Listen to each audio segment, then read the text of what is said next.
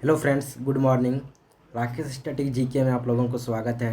मैं आज आप लोगों को बिहार पुलिस बल से सिपाही के महत्वपूर्ण प्रश्न लेकर के आया हूँ। इस प्रश्न को जो भी एग्ज़ाम देने वाले हैं बिहार पुलिस बल से सिपाही का और जो दरोगा का देने वाले हैं, इस प्रश्न को देख करके ही जाइएगा एग्ज़ाम देने के लिए, क्योंकि यहाँ से प्रश्न आपको 100% एग्ज़ाम में देखने को मिलेगा।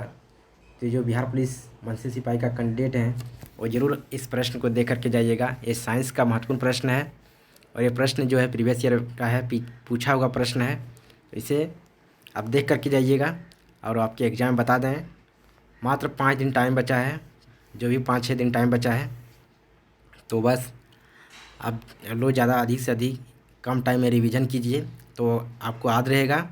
और जो आपको हम पढ़ा रहे हैं बस इसे देख करके जाइएगा, यहाँ से आपको प्रश्न देखने को मिलेगा एग्ज़ाम में। तो चलिए बिना देर के स्टार्ट करते हैं इस प्रश्न को। तो फ्रेंड्स, इस चैनल पर न्यू है, मेरे चैनल को पहली बार देख रहे हैं तो प्लीज़ चैनल को सब्सक्राइब कर दीजिए, बेल आइकन को प्रेस कर दीजिए। तो चलिए इस प्रश्न को स्टार्ट करते हैं। तो सबों के लिए महत्वपूर्ण प्रश्न है बिहार पुलिस मत्स्य सिपाही के लिए। इसके 1 नंबर से, तत्वों का सबसे पहले वर्गीकरण किसने किया था? तो तत्वों का सबसे पहले वर्गीकरण किसने किया? तो इसका सही आंसर क्या हो जाएगा? एक का इसका सही आंसर डी हो जाएगा, डोरेनर। और आप लोग भी प्रश्न का आंसर लगाइए, जितना स्कोर आएगा नीचे कमेंट बॉक्स में बता दीजिएगा। दोनों प्रश्न है, तत्वों के वर्गीकरण से संबंधित त्रिक के नियम का प्रतिपादन किसने किया था? तो 2 का सही आंसर क्या हो जाएगा? 2 का सही आंसर बी हो जाएगा, डोरेनर है। इसका सही आंसर बी हो जाएगा। नेक्स्ट देखिए 3 नंबर। 3 नंबर प्रश्न है, तत्वों के वर्गीकरण से संबंधित अष्टक नियम का प्रतिपादन किसने किया था? तत्वों के वर्गीकरण से संबंधित अष्टक नियम का प्रतिपादन किसने किया? तो 3 का सही आंसर क्या हो जाएगा? तो 3 का सही आंसर सी हो जाएगा, न्यूलैंड्स ने। इसका सही आंसर सी हो जाएगा। 4 नंबर प्रश्न है, किस वैज्ञानिक ने सर्वप्रथम आवर्त सारणी का निर्माण किया? तो किस वैज्ञानिक ने सर्वप्रथम आवर्त सारणी का निर्माण किया? तो 4 का सही आंसर क्या हो जाएगा? 4 ऑप्शन देखिए आपके सामने है, तो इसका सही आंसर ये हो जाएगा, मेंडलीफ ने। नेक्स्ट प्रश्न देखिए 5 नंबर।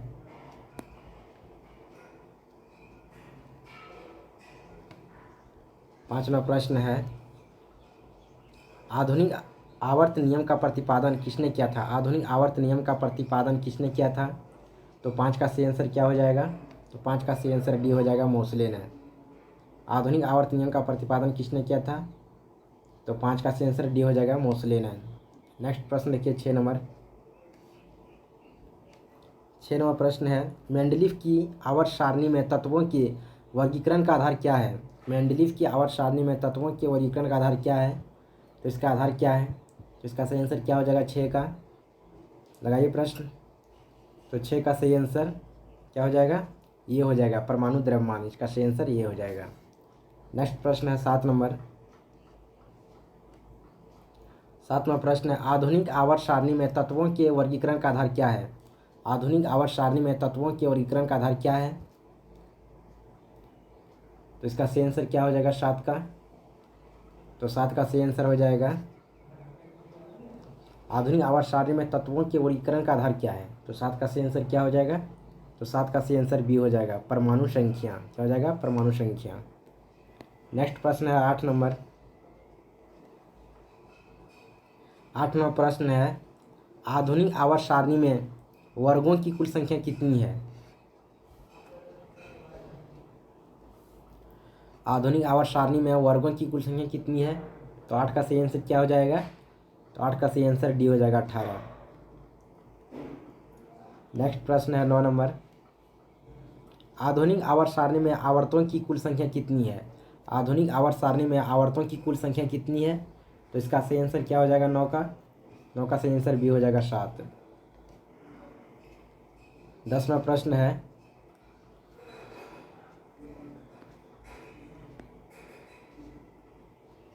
10वां प्रश्न है, आधुनिक आवर्त सारणी में तत्वों को व्यवस्थित किया गया है।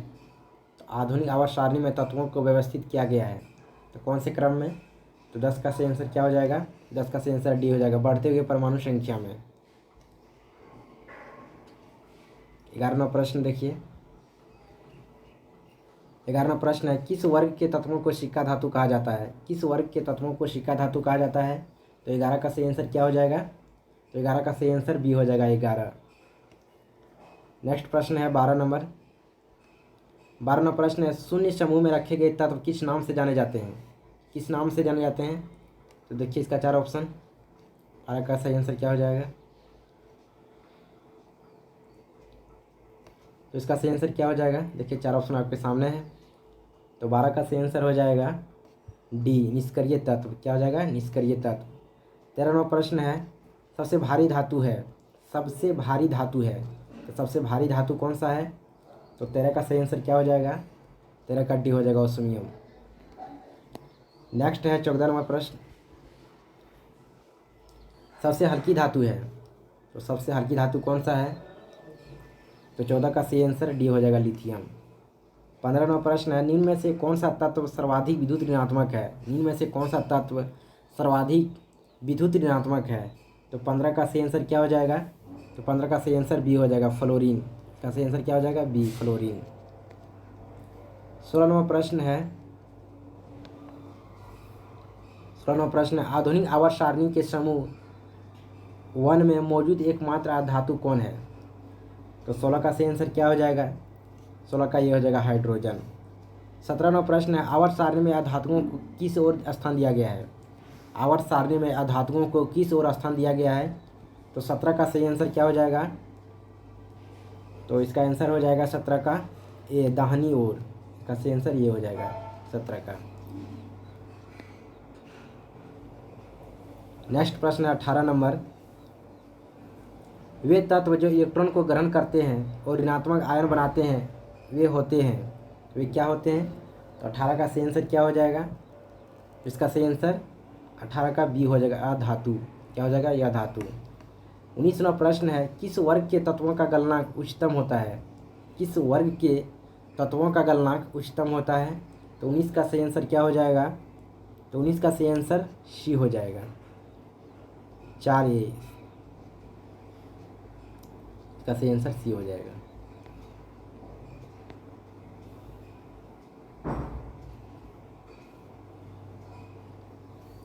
बीसवां प्रश्न है आवर्त में बाएं दाएं से जाने पर इलेक्ट्रॉन प्रीति में क्या परिवर्तन होता है? आवर्त में बाएं दाएं से जाने पर इलेक्ट्रॉन प्रीति में क्या परिवर्तन होता है? तो इसका सही आंसर क्या हो जाएगा 20 का? तो 20 का सही आंसर ये हो जाएगा बढ़ती है। इसका सही आंसर ये हो जाएगा। नेक्स्ट प्रश्न देखिए 21 नंबर। किस वर्ग के तत्वों की इलेक्ट्रॉन बंधुता उच्च होती है? किस वर्ग के तत्वों की इलेक्ट्रॉन बंधुता उच्च होती है? तो 21 का सही आंसर क्या हो जाएगा? तो इसका सही आंसर सी हो जाएगा। 22वां प्रश्न है आवर्त सारणी को कितने ब्लॉक में बांटा गया है? आवर्त सारणी को कितने ब्लॉक में बांटा गया है? तो 22 का सही आंसर क्या हो जाएगा? 22 का सही आंसर हो जाएगा डी, 4 ब्लॉक में। 22 का डी हो जाएगा। नेक्स्ट है 23 नंबर प्रश्न। 23वां प्रश्न है किस ब्लॉक का तत्व समानांतर रंगीन यौगिक का निर्माण करता है? किस ब्लॉक का तत्व समानांतर रंगीन यौगिक का निर्माण करता है? तो 23 का सही आंसर क्या हो जाएगा? ये हो जाएगा एस ब्लॉक। 24वां प्रश्न है जब कोई उदासीन परमाणु एक इलेक्ट्रॉन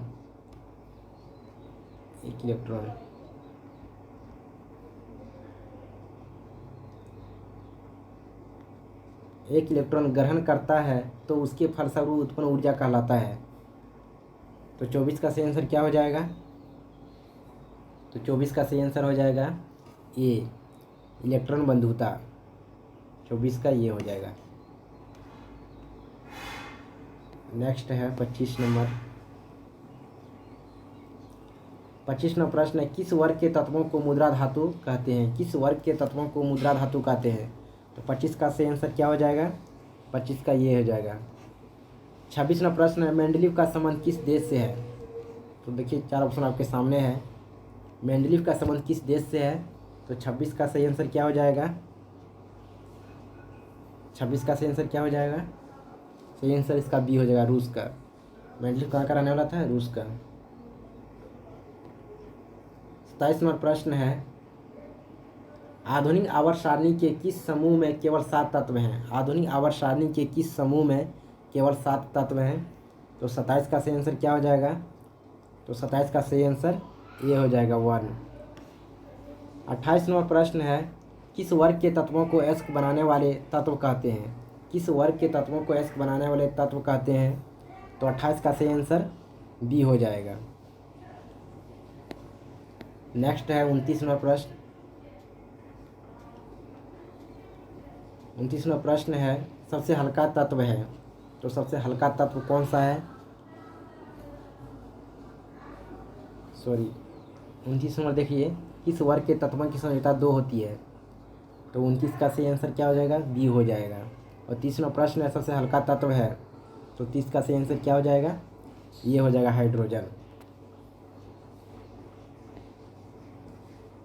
31वां प्रश्न है, पृथ्वी पर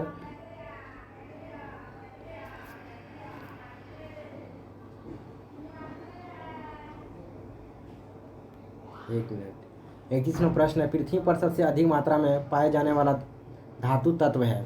पृथ्वी पर सबसे अधिक मात्रा में पाए जाने वाला धातु तत्व है, तो 31 का सही आंसर क्या हो जाएगा? कौन सा तत्व है? तो 31 का बी हो जाएगा, एल्युमिनियम। क्या हो जाएगा? एल्युमिनियम हो जाएगा। 32वां प्रश्न है, पृथ्वी पर सबसे अधिक मात्रा में पाया जाने वाला तत्व है। पृथ्वी पर सबसे अधिक मात्रा में पाया जाने वाला तत्व है, तो 32 का क्या हो जाएगा आंसर? तो इसका सही आंसर 32 का हो जाएगा ये ऑक्सीजन। नेक्स्ट है 33वां प्रश्न, प्रत्येक आवर्त का अंतिम सदस्य होता है। प्रत्येक आवर्त का अंतिम सदस्य होता है, तो कौन होता है इसका? 33 का सही आंसर क्या हो जाएगा? 33 का सी हो जाएगा, निष्क्रिय गैस। 34वां प्रश्न है, प्रत्येक आवर्त का पहला सदस्य होता है। प्रत्येक आवर्त का पहला सदस्य होता है, 34 का सही आंसर क्या हो जाएगा? इसका सही आंसर ये हो जाएगा, एक क्षार धातु। क्या हो जाएगा? एक क्षार धातु। और आज का लास्ट प्रश्न है 35 नंबर, आवर्त सारणी के दूसरे तथा तीसरे आवर्त में कितने तत्व हैं? आवर्त सारणी के दूसरे तथा तीसरे आवर्त में कितने तत्व हैं? तो 35 का सही आंसर क्या हो जाएगा? तो 35 का सही आंसर हो जाएगा बी, 8। तो बस ये था आज का महत्वपूर्ण प्रश्न। इसी तरह का प्रश्न लेकर के आऊँगा रेगुलर बिहार पुलिस में से सिपाही के लिए। जो भी 4-5 दिन टाइम बचा है आप लोगों के लिए, अच्छे से तैयारी कीजिए। और इस वीडियो में जो नहीं जुड़े हैं, जल्द ही चैनल को सब्सक्राइब करके जुड़ जाइए। इस पर जल्द ही आपका न्यू बैच स्टार्ट हो रहा है बिहार पुलिस कांस्टेबल की जो नई भर्ती आ रही है उसके लिए। और बता दें, बिहार पुलिस में से सिपाही का जो एग्ज़ाम 14 मई को होने वाला है, वो सब जो एग्ज़ाम देने वाले हैं, इस प्रश्न को देख करके जाइएगा। यहाँ से आपका 4-5 प्रश्न आपको एग्ज़ाम में देखने को मिलेगा। ये साइंस का महत्वपूर्ण प्रश्न है और सब पूछा हुआ प्रश्न है। तो बस आज के वीडियो में इतना ही फ्रेंड्स, फिर मिलते हैं नेक्स्ट वीडियो में।